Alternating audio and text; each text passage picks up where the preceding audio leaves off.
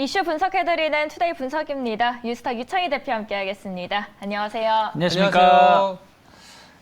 2,400 털썩 뭐 이런 얘기들이 맞는데 사실 어제 우리 시장이 잘 버텼다라고도 할 수 있지만 또 한편으로는 또 야 이거 또 추가 하락을 또 고민해야 되나 이런 참 기로에 있는 항상 시장은 어려웠었지만 최근에 더 어려운 것 같습니다. 그래서 첫 번째 질문이 수급적인 측면에서도 이제 외국인들이 그래도 1월 이후에 강하게 사주던 힘이 상당히 더뎌졌고 2월 중순 이후부터는 약간은 매도로 전환되는 그런 모습이 나온 상황에서 또 기관마저도 매도로 나오다 보니까 2,400선까지 초반까지 내려왔습니다. 이게 더 깨고 내려갈지 시장에 대한 포인트를 한번 짚어볼 필요가 있을 것 같아요. 네, 지금 어떻게 보면 좀 중요한 변곡 위치가 아닐까 생각을 좀 하고 있어요. 네. 결국 한 달 동안 2,500을 계속 노크를 했지만 돌파를 좀 뭐 실패했다라고 지금 단정 지을 수는 없지만 어쨌든 분위기는 좀 월말로 갈수록 좀 좋지 못한 건 사실이라 생각하고 있거든요. 그럼 오늘은 일단은 뭐 미국 증시도 장중에는 좋은 흐름을 좀 보여주기도 했었습니다만 결국에는 그 의사로 공개한 다음에 그냥 좀 야금야금 흘러내리면서 좀 마감을 한 부분들이 중요한 거는 PC라든지 좀 이런 거 부분들 좀 확인하고자 하는 심리가 좀 있었던 것 같아요. 네. 그러면 일단은 우리나라 증시 같은 경우는 세 가지 측면에서 좀 봐야 된다 생각을 좀 하고 있는데 첫 번째는 기술적으로 본다라면 네. 오늘 만약에 반등을 성공할지 실패할지는 잘 모르겠습니다만은 일단 상단은 2,430포인트 돌파가 상당히 중요하다고 생각하고 있어요. 왜 그러냐면 지난 설 연휴가 지나고 나서 갭상승으로 출발한 자리가 2,430포인트거든요. 네. 그래서 그 자리를 지켜주면서 2,500 돌파를 시도를 했다가 어저께는 딱 그 자리에서 시작을 해서 결국엔 음봉 마감을 한 거거든요. 네. 그렇기 때문에 만약에 기술적으로 본다라면 빨리 2,430포인트를 얼마 빨리 회복할 수 있는지 여부가 중요한 것이고 그리고 또 반대로 보면은 그 2,400포인트가 지켜지지 못한다. 그러니까 오늘 만약에 아침에 살짝 반등을 줬다가 결국 흘러내리면서 마감을 한다라면 일단 121선 자리까지의 조정 가능성을 좀 단기적으로 열어놔야 되지 않을까 좀 판단을 좀 하고 있고요. 네. 그리고 두 번째는 외국인들의 수급 동향이라 생각하고 있어요. 말씀하신 것처럼 몇 번 여기서도 말씀드렸습니다만은 이번 달 들어서 외국인들이 조금 매수가 좀 많이 좀 약화된 부분들이 있거든요. 물론 1월 달에 거의 한 7조 원 정도 순매수를 보여줬기 때문에 그만큼의 매수세가 2월 달에 들어오기 힘들어요. 하지만 2월 중순까지는 그래도 좀 견조한 매수세가 들어왔다가 2월 중순 이후에 조금은 매수보다는 매도 우위를 좀 보여주고 있고 특히 선물 쪽에서 이틀 동안, 3일 동안 한 10,000계약 정도 가까운 매도세가 좀 나왔기 때문에 네. 오늘은 뭐 현 선물 중에서 좀 관심 있게 본다면 선물 쪽에서 어떤 수급이 좀 개선될 수 있는지 여부를 좀 보시면 좋겠습니다. 그리고 업종을 좀 본다라면 어쨌든 IT 업종이 상당히 중요하다고 생각을 좀 하고 있어요. 뭐 삼성전자, 하이닉스의 주가 흐름도 중요하겠습니다만은 네. 좀 반도체 소부장 쪽으로 해가지고의 좀 반등이 좀 나와줄 수 있는지 여부가 좀 중요하다 생각을 좀 하고 있고 그리고 그 경기 민감주들 예를 들어 철강이라든지 화학 이런 섹터 쪽에서의 어떤 좀 시장이 안 좋더라도 여기서 좀 버텨주는 모습들이 좀 나와준다라면 좀 시장의 지수의 하락을 좀 제한적으로 좀 방어해줄 수 있는 역할이 될 수 있지 않을까 판단하고 있습니다. 센터장님은 어떻게 바라보시나요?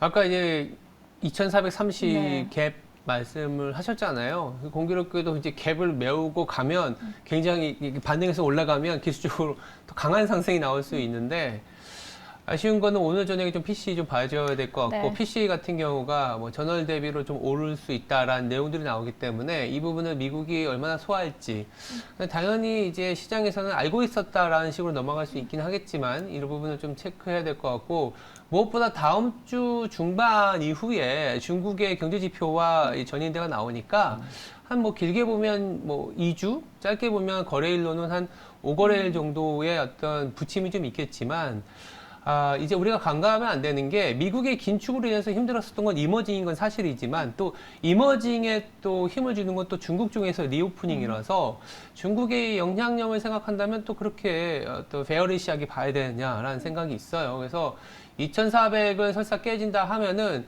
또 이 금융위기 레벨의 수준의 가격대로 또 가는 수순이기 때문에 또 저평가 논리가 올라올 수 있습니다. 그래서 여기서는 만약에 내가 그냥 길게 끌고 갈 수 있는 어떤 종목을 갖고 있다 하면 버티는 게 답이지 않겠냐라는 생각을 말씀드리고 있어요. 3월 양회를 좀 긍정적으로 그렇죠. 바라보시는 거예요. 네. 유창희 대표님께서도 양회를 좀 우리 시장에 어느 정도 영향력을 미칠 거라고 보시나요?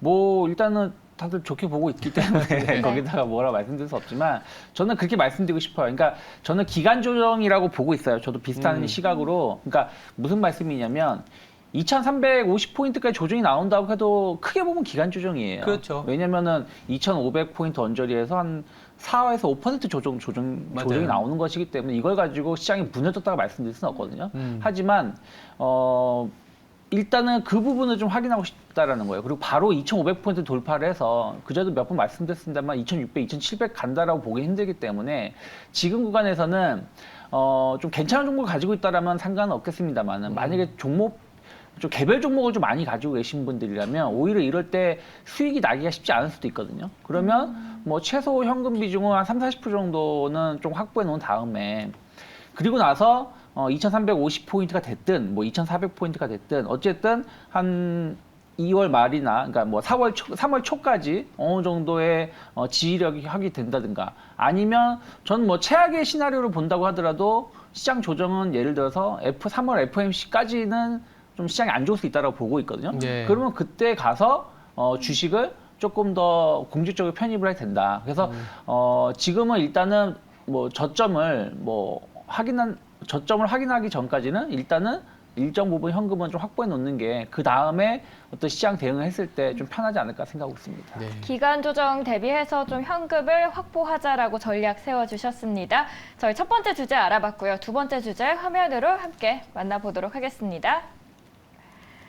업비트 운용사 두나무가 미국의 ADR 상장 추진 노이즈가 나왔죠. 뭐 업비트 측에서는 아니다라고 하긴 했는데 최근 이런 사례가 나오고 있습니다. 계속해서 미국 증시 상장, 국내 기업 성적표로 본다면 어떻게 전망하시나요? 이게 지금 뉴스가 몇 시간 단위로 계속 계속 바뀌어요. 반대되는 뉴스가 나오다 보니까 맞아요. 어저께는 이제 장중에는 미국의 ADR 형식으로 상장을 할 수 있다라는 얘기가 나왔고 그렇게 되면은 한 시가총액이 한 20조에서 30조 원 정도의 평가를 받을 수 있다라는 얘기가 나왔었죠. 하지만 또 저녁 이후에는 아직은 상장 계획이 없다라고 이제 발표를 했습니다. 직상장을 할 것이냐, ADR을 상장을 할 것이냐, 이거에 대한 어떤 의견 충돌이 있는 것이 아닌가 내부적으로 그렇게 보고 있어요. 또 ADR로 상장을 한다고 하더라도 당장이 아니죠. 한 1, 2년 정도는 시간이 좀 필요하기 때문에 일단은 조금은 현재 모멘텀이 시장이 없다 보니까 이런 작은 이슈에 주가가 좀 등락을 좀 보여주고 있는 것 같아요.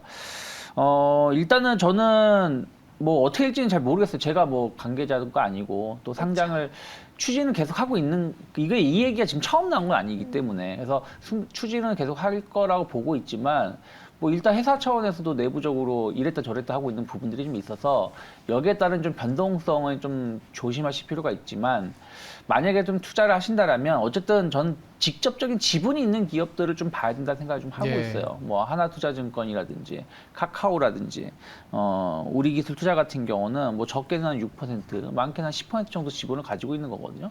카카오가 제가 알기로는 한 10% 정도 지분을 가지고 있는 걸로 알고 있는데 만약에 진짜로 뭐 한 30조 원 정도 혹은 20조 원 정도의 평가를 받는다고 하면 최소 뭐 2조 이상의 그 지분 가치의 평가를 받을 수 있는 부분이다 보니까 주가에는 긍정적인 역할을 할 수 있다. 또 카카오의 어떤 플랫폼 서비스랑 또 연계할 수 있는 부분들도 여러 가지 있으니까요. 근데 이제 이것만 가지고 지금 상장이 이루어진 것도 아니고 계획이 네. 딱 발표된 건 아니기 때문에 뭐 공격적으로 좀 투자를 하기는 좀 부담스럽다. 하지만 어쨌든 이슈가 이렇게 한번 나오게 되면 이게 계속 또 이슈가 또 이슈를 만들어가는 부분들이 있기 때문에 조금 좀 매매를 좀 잘 하시는 분들이라면 직접적인 지분을 있는 기업들에 대해서 어떤 관심은 조금은 이어갈 수 있지 않을까 판단하고 있습니다. 이게 최근에 근데 이제 뉴스에 의한 움직임이 굉장히 많아지고 있거든요. 네. 이게 사실 여부를 떠나서 이제 어떻게 보면 시장이 답답하다 보니까 네. 테마주 형식으로 좀 엮인 것도 같고 그리고 2월에 좀 강했었던 게 이제 또 코인 시장이 네. 한동안 좀 힘들었다가 최근에 조금 움직임이 활발해지다 보니까 어느 정도 이제 노이즈가 나왔다라고 보는데 당장 현실 가능성이 이렇게 높을까라는 생각에서는 좀 퀘스천이거든요. 그렇죠. 아무래도 좀 이게 상장하기가 쉽지 않은 부분들이 좀 있고, 그러니까요. 뭐 그리고 또 상장한다 해서 무조건 주가가 잘 가는 게 아니에요. 그러니까요. 2021년도에 시장에 주목을 받고 상장해도 쿠팡 같은 경우 네.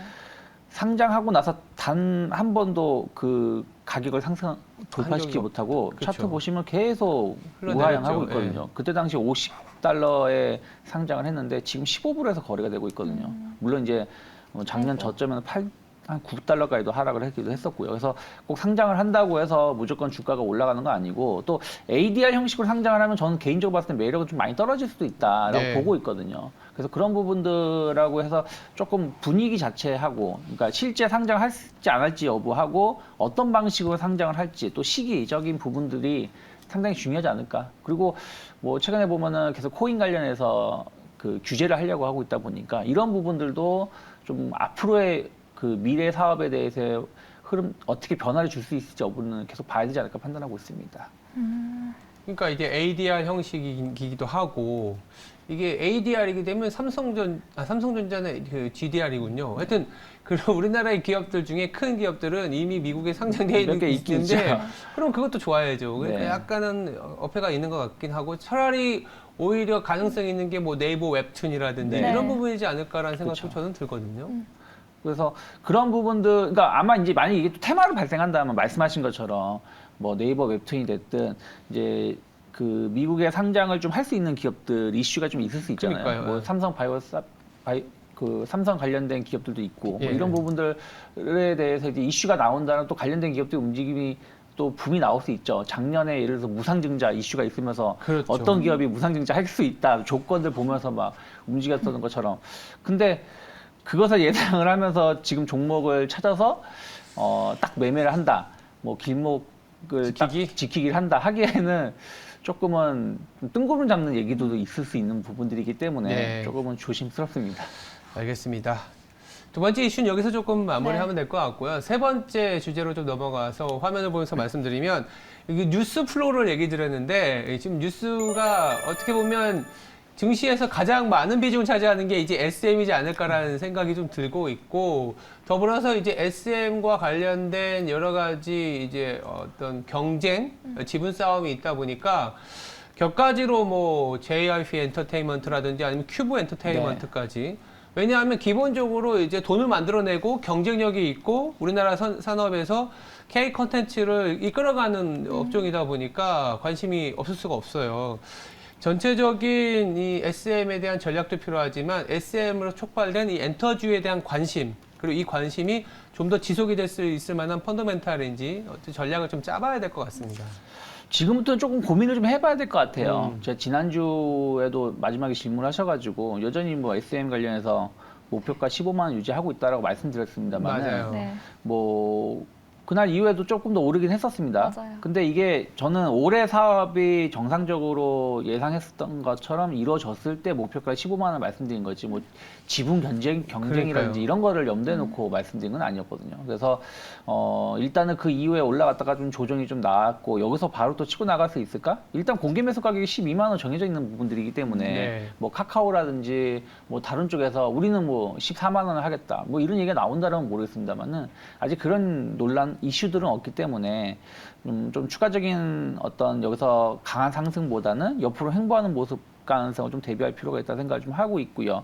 그러면서 말씀하신 것처럼 그러면 카카오가 어쨌든 싱가포르하고 사우디 국부펀드를 통해서 1조 원 정도를 받는다는 거 아니겠습니까? 네. 그럼 이 자금을 어디다 쓸 것이냐? 결국엔 다른 M&A 쪽으로 갈 수 있지 않겠느냐 하면서 또 그냥 그 뉴스를 만드는 것이죠. 그래서 말씀하신 것처럼 큐브 엔터가 그래도 소속 아티스트들의 활동도 나쁘지 않고 가격도 좀 상대적으로 좀 나쁘지 않고 이런 부분들이 나오면서 먼저 큐브 엔터 관련해서가 한 2주 전 정도에 얘기가 좀 나왔었고 뭐 또 뭐 다른 엔터사들도 좀 이슈들이 좀 있으면서 움직였는데 결국에는 이제 SM하고 하이브는 조금은 이제는 좀 변죽은 많이 올릴 수 있겠습니다만은 네. 여기서 매매를 통해서 수익을 내기는 좀 쉽지 않을 것 쉽지 같다. 않다. 단기적으로는 그렇게 보고 있고요. 그러면서 이제 뭐 뉴스를 보면 외국인의 선택은 뭐 JYP 엔터테인먼트였다라고 말을 좀 하고 있습니다. JYP 엔터테인먼트의 그 수급 동향을 보신다라면 그 작년 10월 26일 뭐 저점을 기점으로 해서 보시면 외국인들이 한 2,160억 정도 순매수를 보여줬었고요. 올 1월 2일부터의 기준을 본다라면 한 1,368억 정도 순매수를 보여줬어요. 이 금액이 중요한 게 아니라 주식 수량을 중요하게 좀 본다라면 10월 달부터 올해까지 보면은 406만 주를 순매수를 해줬고 1월 2일부터는 209만 주를 순매수를 한 거거든요. 그러면 거의 뭐 최소 한 4개월, 5개월 사이에 한 400만 주 이상 순매수를 한 건데 네. 그럼 전체 SMA, 그러니까 JYP 엔터테인먼트의 지분의 15% 정도 되는 거거든요. 그러면 이게 물론 이게 단 한 사람의 외국인은 아니기 때문에 이게 뭐라고 말씀드릴 수 없지만 그렇죠. 또 그전에도 계속해서 JYP 엔터테인먼트 같은 경우는 외국인들 수급이 나쁘지 않았었습니다. 그래서 외국인들의 수급이 지분율이 계속 높아지고 있는 부분들을 본다라면 뭐 외국인들이 급격하게 JYP 엔터테인먼트를 주식을 매도할 가능성은 없다. 이게 뭐 어떤 이슈를 통해서 매수가 들어온 게 아니라 길게 봤을 때 실적적인 측면에서 또 긍정적으로 해석을 하면서 올라온 거거든요. 매출로 보면 JYP 엔터테인먼트가 3위입니다. 하이브, SM, JYP 엔터테인먼트인데 영업이익을 따지면 2위예요. 근데 영업이익률을 따진다고 하더라도 하이브랑 별로 차이가 안 나요. 매출로 따지면 하이브가 거의 그 JYP 엔터테인먼트의 10배 가까이 될걸요? 네. 근데 영업이익은 한 1,000억 내외의 차이밖에 안 난다는 얘기는 그만큼 JYP 엔터테인먼트 같은 경우는 알짜배기의 사업 구조를 가지고 있다. 앨범 위주의 사업을 하고 주로 하고 있고 또 좀 팬덤 위주의 뭐 이런 사업을 좀 하고 있다 보니까 수익성이 상당히 높게 나오고 있고 이 부분이 좀 긍정적인 평가를 받고 있는 것 같습니다. 그래서 제가 예전에는 작년 상반기까지는 JYP 엔터테인먼트를 약간 대장주로 말씀드렸었고 조금 하반기에서부터는 SM을 좀 주목하자 말씀드렸는데 네. 결국은 지금은 또 이제 만약에 지금 투자를 한다라면 안정적으로 주가가 좀 올라오고 있고 실적도 올해 더 개선될 여지가 있다라는 거. 이거는 뭐 JYP 엔터테인먼트뿐이 아니라 K-팝 관련해서 K-컬처 관련해서의 성장은 계속 갈 수밖에 없는 부분이라 보니까 그런 측면에서 보신다라면 저는 일단 목표가는 한 10만 원 정도까지는 열어놓고 접근해 볼 수 있지 않을까 판단하고 있습니다.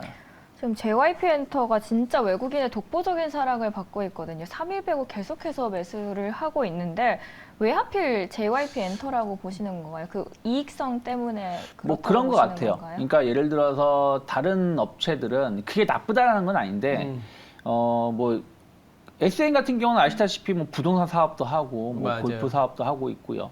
하이브는 뭐 플랫폼 관련해 가지고 이게 기획 아티스트들은 상대적으로 적죠. 규모하고 비교해 본다라면. 하지만 플랫폼이라든지 다른 쪽에 대해서 사업을 좀 집중하고 있다라는 것이죠. 근데 이게 좀 경제가 좋거나 혹은 뭐 약간 그 긴축이 아닐 때는 이게 오히려 성장 모멘텀을 작용할 수가 있는데 지금은 긴축 시대 아니겠습니까? 금리가 동결된다는 것이 당장 내일 당장 금리가 인하한다는 것도 아니고 금리를 인하한다는 것도 경기가 안 좋기 때문에 금리를 인하하는 것이지 경기가 좋은데 금리 인하할 가능성은 적은 거거든요. 그런 부분들하고 봤을 때 그럼 아직까지도 짧게는 뭐 6개월, 길게는 1년 이상 이 고강도의 긴축의 흐름들은 이어진다. 그러면 오히려 본업에 충실하고 있는 부분들. JYP 엔터테인먼트 같은 경우 아까 말씀드린 대로 상당히 단순화된 그 사업 구조를 포트폴리오를 가지고 있어요. 음원 사업이라든지 뭐 이런 쪽에 대해서의 집중된 사업을 하고 있다 보니까 영업이익률이 상당히 높게 나오고 있고 그런 부분들에 대해서 약간 리스크가 상대적으로 적다. 그러니까 예상하지 못한 돌발 변수에서 JYP 엔터테인먼트는 상대적으로 좀 탄탄하다는 인식이 좀 있다 보니까 외국인들이 꾸준하게 매수세를 좀 보여주고 있는 것이 아닌가 판단하고 있습니다. 돌발 변수가 적다라는 부분들, 그러니까 본업에 집중하고 네. 있고 아티스트를 잘 이렇게 육성하는. 네. 물론 본인이 또 아티스트로 또 활용을 하는 게 그렇죠. 이게 돌발 변수일 수도 좋아하시죠? 있지만 네. 어쨌든 맞아요. JYP의 어떤 그 철학이 녹여져 있는 부분일 수도 있는데 이게 딱 생각했을 때 저는 트와이스밖에 생각이 안 나는데 네. JYP의 아티스트 JYP. 라인업이 네. 그래서 갑자기 또 궁금해지기도 하네요. 또 2PM도 있고 다양하게 2PM도 있죠. 있네요. 근데 저는 좀 궁금했던 게 그래서 외국인이 왜 이렇게 여기에 베팅을 할까 좀 찾아봤어요. 근데 네. 뭐 새로운 시각이 나오고 있는 것 중 네. 하나가 카카오가 JYP 인수할 수 있다라는 아. 이야기도 나오고 있어요. 그러니까 카카오가 사우디 국부펀드에서 그 국부펀드를 받으면서 SM을 원래 염두를 해뒀는데 만약에 하이브에게 빼앗기게 된다면 YG 그리고 JYP가 남는다. 근데 YG는 최대 주주 배판이 있어서 좀 리스크가 있다 보니 당장은 어렵다. 그래서 JYP에게 JYP 다. 시각이 조금 가고 있다. 이런 새로운 이야기도 있더라고요. 근데 모르겠어요. 근데 그게 아까 말씀드린 것처럼 이 계속 M&A가 이 관련돼서 어느 회사를 인수할 수 있다, 어느 회사를 인수할 수 있다, 뭐 이렇게 하면서 뭐 좀 이슈를 만들어 가고 있는데 그렇죠. 제가 카카오 엔터의 입장이라면 이번에 SM의 인수를 실패를 한다라고 했을 때 과연 다른 엔터사들을 지금 당장 인수를 하려고 할까? 아, 왜냐면 그 굳이 그런 비싼 계속 가격을 가격만 높여버리니까. 가격을 높여야 되는 부분이거든요. 오히려 지금 카카오 엔터테인먼트 같은 경우는 이왕에 이렇게 된 거 저만의 소설입니다. 네. 그냥 육성을 할 수도 있는 거고 아니면 이제 계약이 끝나는 아티스트들을 네. 영입하는데 더 그렇죠. 힘을 쏟을 가능성도 높지 않을까 판단하고 있어요. 지금 아이유라는 이제 아티스트는 딱 한 명밖에 없다 보니까 그리고 이제 어쨌든 멜론이라든지 이런 부분들하고 협업을 할 수 있는 부분들이 좀 있어서 전략이 좀 바뀌면 바뀌었지 공격적으로 M&A로 갈지에 대해서는 전 개인적으로 좀 고민을 좀 해볼 필요가 있지 않을까. 막 시장에서 그래 다음 타겟을 찾아 당연히 JYP야? 그러면 내가 소위 말하는 주식을 매수하고 싶은데 그쵸. 계속 내 자체가 매수하기도 전에 올려놓을 올려- 이유는 좀 없을 거라 재정비가 좀 필요하긴 그쵸. 하겠죠. 네, 그래서 그런 이슈들은 나온다고 하더라도 지금이 아니라 최소 뭐 한 5, 6개월 그렇죠. 혹은 뭐 이렇게 지나고 나서의 윤곽이 잡히지 않을까 판단하고 있습니다. 여기 네. 채팅창에서 JYP의 리스크는 JYP다. 라고 아, 최대 네. 리스크가 이렇게 말씀 남겨주시네요. 그리고 어제 보면 하이브가 좀 올랐잖아요. 네. 근데 증권가에서 이제 하이브의 목표 주가를 계속 올리다 보니까 예. 그 영향을 좀 받은 것 같은데 왜 이렇게 하이브의 목표 주가를 어제는 좀 올렸던 걸까요? 아마도 이제 SM에서 우위를 점치고 있는 거 아니겠습니까? 그리고 어쨌든 제일 약했었던 부분들이 아티스트가 좀 부족했었다라는 것인데 이런 부분들도 해소가 되는 것이고 또 그 하이브의 그 플랫폼을 그 사업 그 세계관을 확장시킬 수 있는 기회가 되다 보니까 이런 부분들에 대해서 이제 그전에는 이게 과연 가능할까? 뭐 약간 고평가 이슈가 있었다면 지금은 이게 정상적으로 실현될 수 있다는 어떤 기대감들이 조금 주가에 대해서 좀 재평가를 하고 있는 것이 아닌가 판단하고 있습니다. 자, 그럼 저 마지막 질문 해도 될까요? JYP 지금 사도 돼요? 그러면? 저는 JYP 사도 된다 생각하고 있어요. 뭐 약간의 부침 현상은 있을 수 있겠습니다만은 아까 말씀드린 대로 전 최소한 10만 정도까지의 목표가 달성 가능하다고 보고 있기 때문에 뭐 언제 조금 뭐 약간 그 리스크 관리를 하면서 분할 배속 관점을 접근해 보시는 거는 나쁘진 않다. 뭐 외국인들이 막 연일 몇십만 주씩 매도가 나오지 않는다라면 저는 지금도 그렇게 나쁘진 않다라고 보고 있습니다. 알겠습니다. 네, 오늘도 좋은 말씀 많이 해주셨습니다. 투데이 분석 시간이었고요. 유스타 유창희 대표 함께했습니다. 감사합니다. 감사합니다.